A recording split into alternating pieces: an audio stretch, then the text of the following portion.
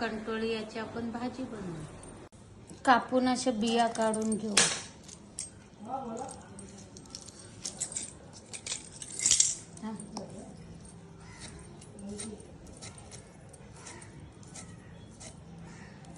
अशा कापून घेऊ. उभे चिरलेले पातळ कांदा,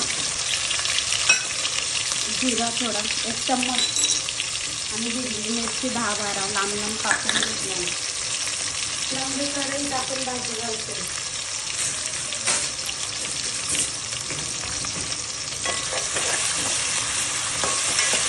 2 मोठे चम्मच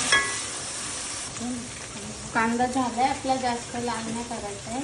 1 चम्मच गरम मसाला, अर्धा चम्मच हळद आणि एकदम चिमूटभर लाल मिरची पावडर.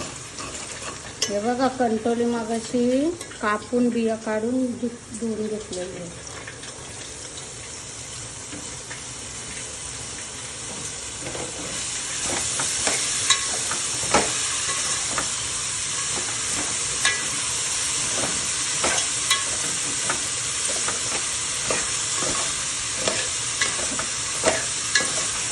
मीठ टाकतो.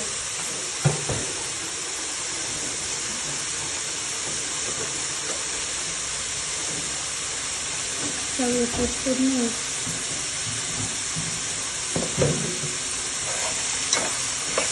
भाजी झाली आपली. आता शेंगदाण्याची कूट थोडी आणि कोथिंबीर.